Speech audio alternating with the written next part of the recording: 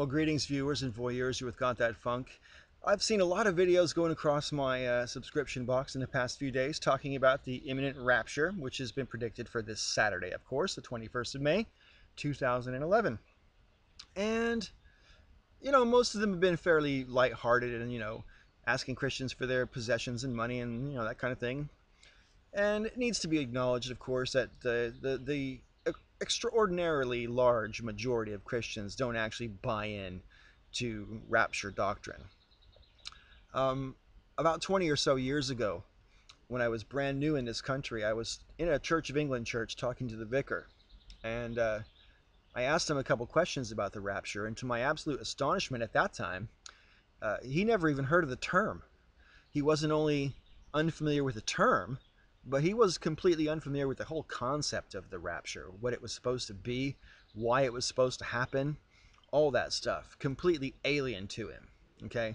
We're talking about a guy who had been a vicar for 30-something years and had obviously grown up in the faith, went to seminary, etc., etc.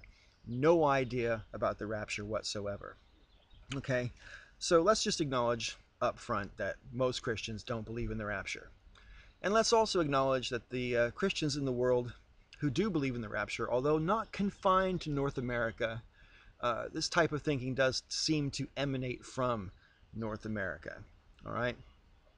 And anybody who is a Christian who honestly believes that there's even a chance that people will vanish into thin air like magic someday, at some time, whether it's this Saturday or any other time, if you honestly believe that that's possible, you may not be certifiably crazy, but that particular belief needs to be said in plain language. Now, I wanted to ask a question because I've had this thought more than once now, and I wanted to put it out there for discussion and see what you guys think. Since it seems to be the case that most of this whole rapture doctrine and philosophy comes from North America, I'm American myself, and I grew up in the Cold War. And for my entire lifetime and then some, the possibility of nuclear war has been a real threat. The reality is that every single day that I've been alive, life on Earth as we know it could be more or less destroyed, not wiped out, but destroyed. Civilization would certainly be wiped out if there was a nuclear exchange between nuclear powers. And basically the world would end.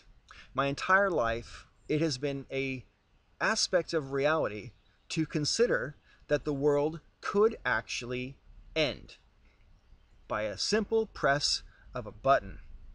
And because it could be done so simply and instantly and at the hand of man, I think that the possibility that the world could end, being a real possibility, has managed to, over the past 2 generations, sink down into the subconscious to where it makes this whole rapture philosophy quite easy to buy into.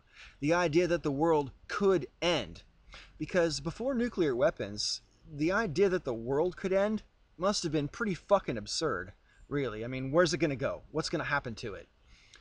The only thing that really could end the world in an instant beyond a nuclear holocaust would be if we were struck by some kind of asteroid. That would do it, But pretty much other than that, whatever ends life on Earth as we know it, or ends civilization as we know it, will be a gradual process, like so many things are. Anyway, that's my 2 cents worth. Let me know what you guys think. This has Got That Funk from deep in the heart of the jungles of Cornwall. Until next time, may all your ups and downs be ups.